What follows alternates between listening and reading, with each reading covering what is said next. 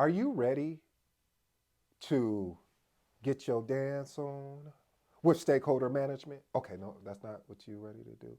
Okay, how about are you ready to walk on a tightrope for resources? Okay, maybe that's not it. Okay, how about having the ability to have the communication styles in order to arrest your stakeholders' attention to ensure your project is going well? Well, if that's you, which I hope is you, stay tuned to today's video. If you're new to the channel, I have a 7 point framework. Oh, and I merely need to introduce myself if you're new. But if you're not new, then you know who I am. I go by the name of ED for all you smart and intelligent folks out there. That just simply means Ed. Today's episode is entitled Why, and I do mean why, is project management challenging? Hey, I'm gonna walk you through these 7 points and then as you know, I'm out. First point, dynamic. Ooh, I love that. Dynamic stakeholder management. What does that mean? When you have a dynamic stakeholder management, you are juggling diverse expectations from stakeholder needs to preferences to layout to complexity of projects.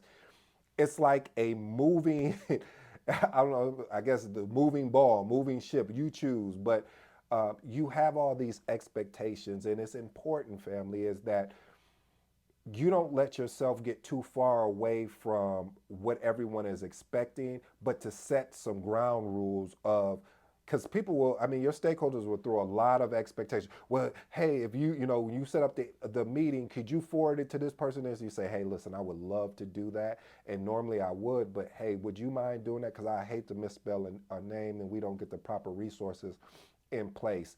So family, think about that when you're working with stakeholders, because you're going to have a lot of things coming your way of requests, and some of the requests will be valid, but some of them won't be valid, and what you don't want to do is get taken advantage of because you missed out on the opportunity to support. But anyway, I digress on that. Let's move on to point number two. Uncertain environments. Listen, with the landscape of projects consistently changing, the impetus of making sure project managers have the ability to do things on the fly. Now, normally I won't talk about doing things on the fly, but there are certain situations where you may have to scrap a whole plan that you've maybe put in months to build and you find out it's not working. We already know what insanity is of doing the same thing expecting different results. And so if that's the case, then family, you have to have the courage to say, hey, listen, uh, what we originally had planned for is not working, and we need to pivot. If we do not pivot, then certain things can happen. And if you make that pivot, family, make sure you follow the change management process.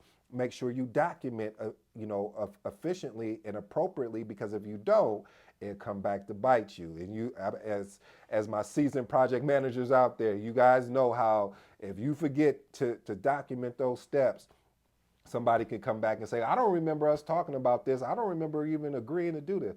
So family, documentation is always going to rule the conversation. Let's move on to point number three. Point number three is resource constraints. Again, this is another reason why sometimes in leading projects can be challenging, is because there's limited resources, or your resources are stretched thin because they're working multiple projects. And so the the attendance and the type of camaraderie that you would normally have if you had a dedicated project team, uh, it may not be the same. So always start thinking of these things, even when you're leading the project, always in the back of your mind, thinking about that triple constraint or that iron triangle, which consists of cost, time, and scope, and of course, quality.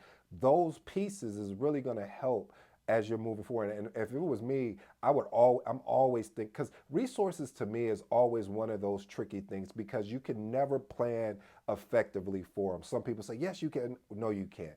Yeah, you could put a plan in place and say, I have all these resources that are allocated to this time, but something could happen where priority shift. Let's say that a new mandate is required, and these resources that may be the expertise in their department may be shifted to another department. So you may get new resources in, and you may have to catch them up to where things were at. So that's another reason why resource constraints can have a huge hindrance when you're leading projects and can be challenging. Point number four, scope creep and change requests. I talked about this before about change requests of making sure you document properly, but also um, be cognizant of when you're leading a project that we are aligned with the project objectives. We are aligned with what is actually going to happen. Now, if we're not aligned with the project objectives or the project objectives change, that's when we do need to follow the change request process. And if we don't follow that process, then all we're doing is creating scope creep for ourselves and not delivering on what the client or what the customer basically asked for. Let's move on to point number 5, communication breakdowns. There, sometimes what can happen, family, someone you can send an email and people can misinterpret that. And with the misinterpretive of email, that's why I always find it more effective to get on a call and talk. I'm gonna be honest with you, family. Sometimes I get frustrated when I have to just go back and forth on emails when it'd be a simple phone call just to say, hey, what's this issue? How do we resolve it? Boom, we got it, and recap it and then move on. And so you have to be, you also have to watch that because there are some people that just won't want to get on the phone. They would rather just email. And I don't know about you, but family, I like to make sure when I'm sending an email, punctuation and all of that is up to par.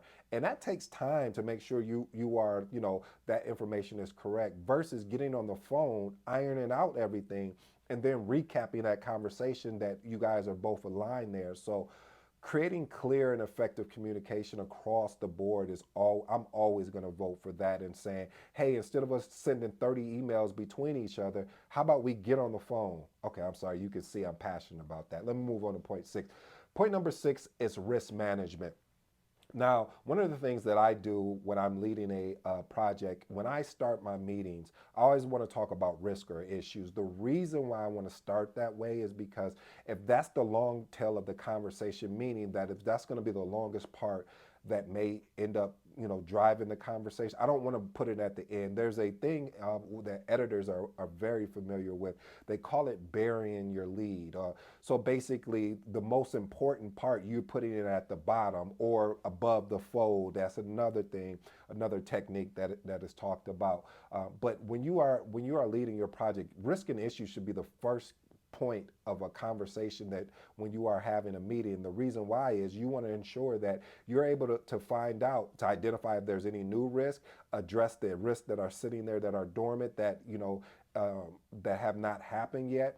And also thinking about new risks that may be going on. So, family, risk and issues to me are always at the top of the agenda of every meeting that you have. So you can take that proactive approach.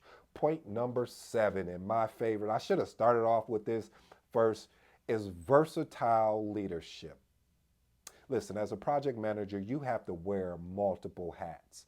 You have to inspire, because I did say leadership, I didn't say management. See, leadership wants to inspire. They want to motivate. They want to encourage you to say, hey, I'm here not just to say, hey, I'm here to support you, but actually jumping in and showing you. My uncle always used to say, and I may mess it up, but he says, actions, conversation does not rule.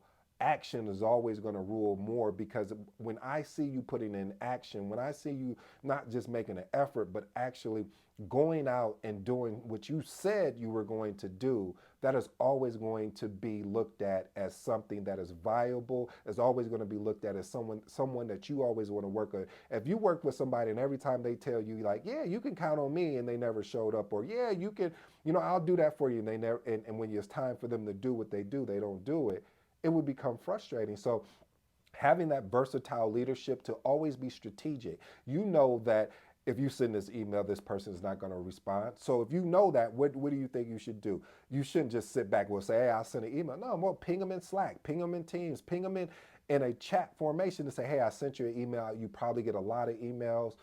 I'm just want to let you know this is an email that I want you to look at, and leave it at that and see what happens. So you always have to be always trying different things out and being versatile.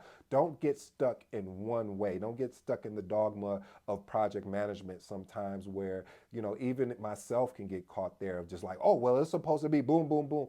but sometimes it's not step by step. Sometimes you do have to navigate around a step, but always making sure that step that you navigated around, that you're documenting each step appropriately. So family, I hope you enjoyed today's episode. This has been your boy ED. Until next time, I'm out.